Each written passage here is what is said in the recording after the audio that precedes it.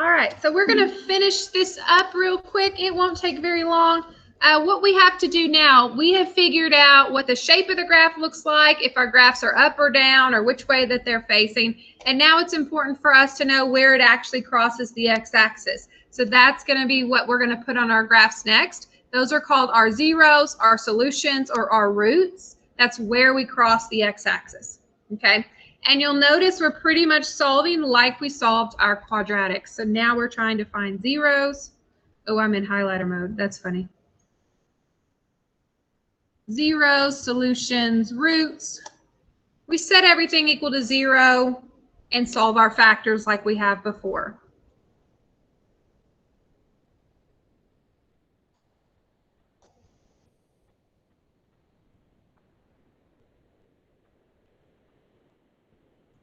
So we're going to do a couple examples to figure out what our zeros are, and then we'll put them on our graph so we can kind of look at them. So I'm going to write the examples down first that we're going to do. So have y'all write those down, then we'll work through them.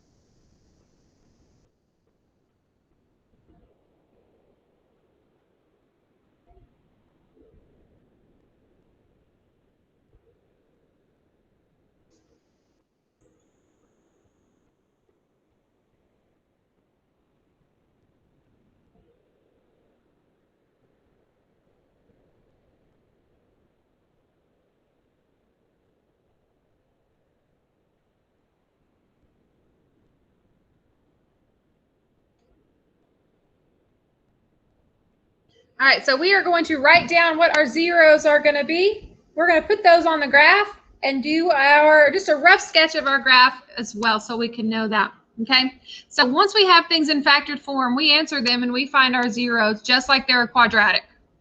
So if you saw just an x in the front, what would you know would be one of your solutions if we were solving a quadratic or something in this? Remember, you're setting them equal to 0. If I set x equal to 0, my first answer is just going to be 0, right? When we would pull the x to the front. So our solutions, our first one is 0. If you had x plus 1, what would be one of your solutions?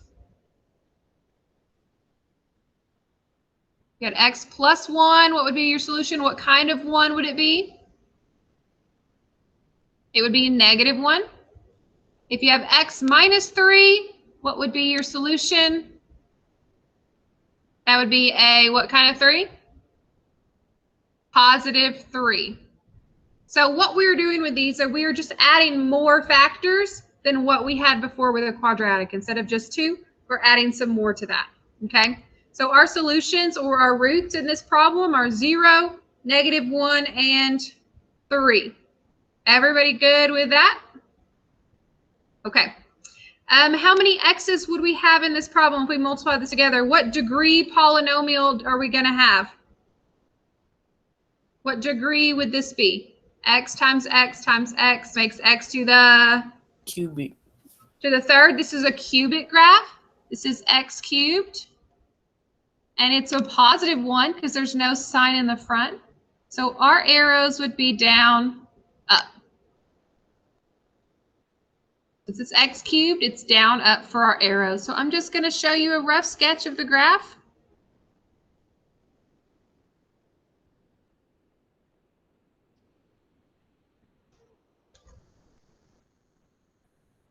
We put our points on 0, -1, and 3 on the x-axis.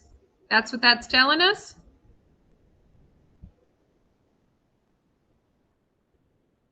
Our end behavior told us we started down and ended up. And from here, you just connect your points.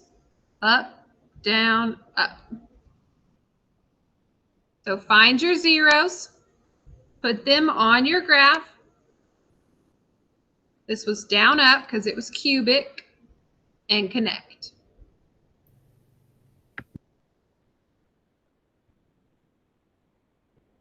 Okay? You ready to try the next one? Our next one's a little different. What's our first solution going to be here? We have x plus 4. So what's the solution? Good. So our first one's -4. But our second one has a squared in it, so we can't just write out what it is. We have to actually set it equal to 0 and solve. So anytime you have a squared inside the parentheses, we're going to have to do this.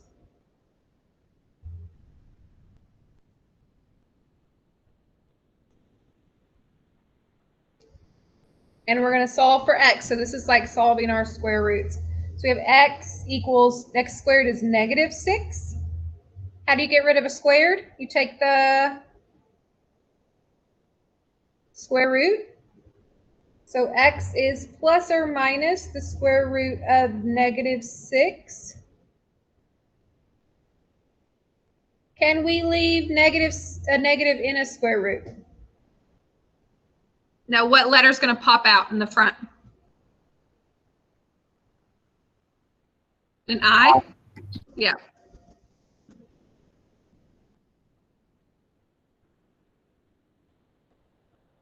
So positive I root 6 and negative I root 6. So how many answers are we going to get for this problem?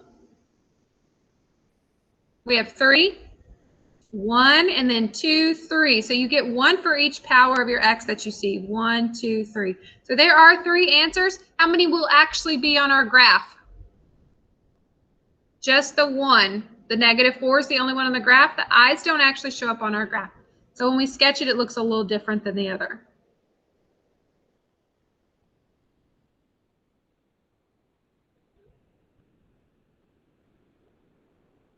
So I'm not really sure if it does any kind of loop down here or at the bottom, but I know that it's down up again because it's x cubed.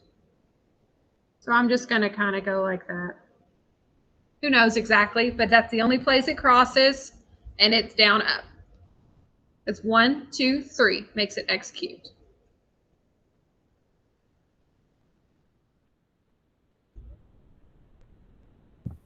We got to do that on the homework? There are a couple that you'll do the graphs. Most of them you're just giving me the zeros. Okay. Yeah. All right. How many answers are we going to get for our third problem here? Count your powers. There should be 4, right? 1, 2, 3, 4. Our first one is x squared. So our first root is just going to be 0. Because 0 squared is 0. But 0 is on there 2 times because it's like x and another x. So what we do, if it shows up twice, we write this word.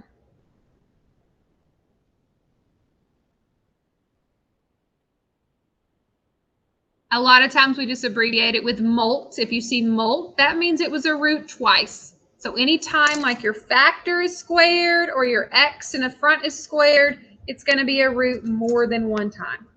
It's called multiplicity. So that's our first one. It had multiplicity.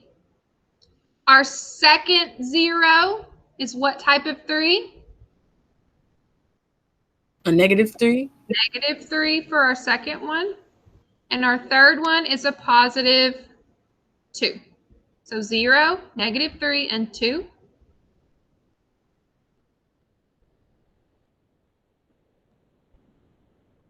And we said it was x to the 4th.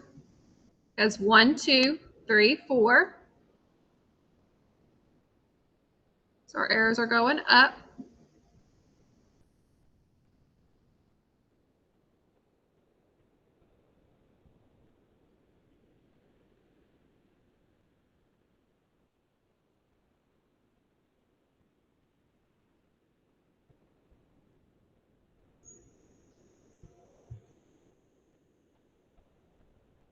And what the multiplicity does is to have multiplicity 2 at 0. That tells you that it doesn't actually go through that point at 0. It just hits it and turns around. That's what multiplicity does with even numbers. Called a double root. Makes it look kind of like a quadratic there. How do you decide if it's like rising on both sides or like falling on one? So this doesn't have a negative in the front. So I know it's a positive x to the 4th. So positive x to the 4th are both up. So if it's got a negative in the very front, they would have both been down. But to get the 4, I just counted the powers. 1, 2, 3, 4. If it's multiplied like that. If it's just a regular, you just pick the highest one. But if you have them all factored out, you have to count like 1, 2, 3 x's, 1, 2, 3 for those multiplied together.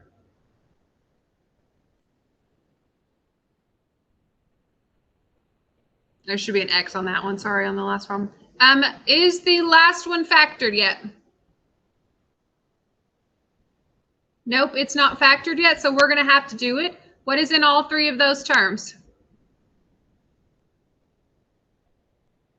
There is an X. All the ones you're going to factor today all have a common X in them. Okay, so it would be x squared plus 5x plus 6.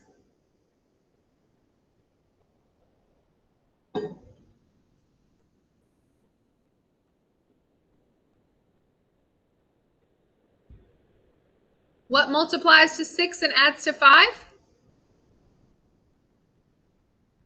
2 and 3? Yeah, 6 and 5 well, 6 and 1 would work if it was a negative 5. But since they're both positive, it'd be x plus 2, x plus 3.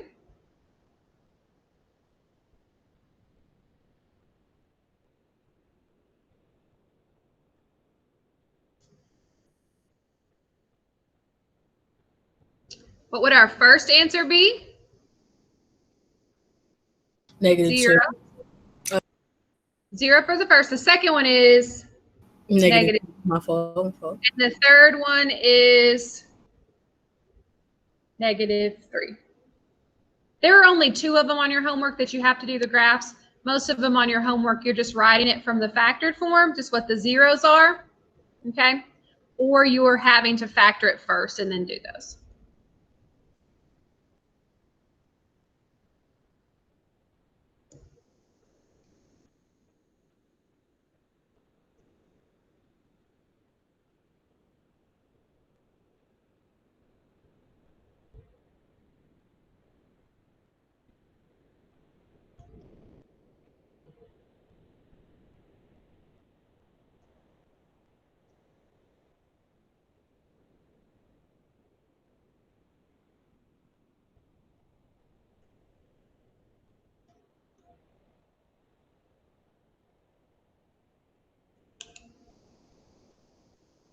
I'll just write down quickly how you set up the last kind. The last kind is going backwards. They give you what x equals. They want you to write the polynomial. So they'll give you the 3 zeros or the 3 solutions, and you put it in parenthesis form, and then you multiply it together. I'm just going to make sure you guys remember how to multiply these. If I have 3 factors, how many sets of parentheses do I need? I'm going to need 3 of them. If 2 is a solution, I'm going to need what in my first parenthesis? X minus 2, good. If negative 3 is a solution, I'm going to need x plus 3. And if 1 is a solution, I'm going to need x minus 1.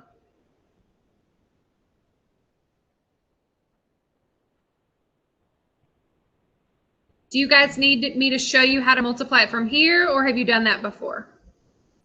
Do you want me to write it out? Show you how to do it? Okay, I can write it out for you. If you have 3 sets, you always start with your first 2. And we're just going to distribute them like before. X squared plus 3x minus 2x minus 6. We leave the x plus 1 for just a minute. Combine these.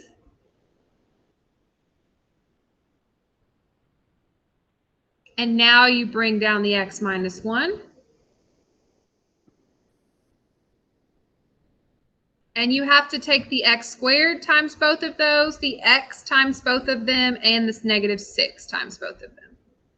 So it's like distributing a whole bunch. So x cubed minus x squared plus x squared minus x. Then do the negative 6 minus 6x plus 6. Then combine any like terms.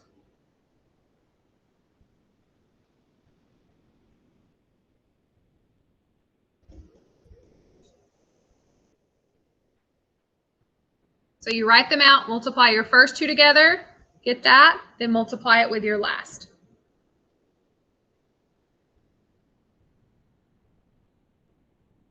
And combine like terms.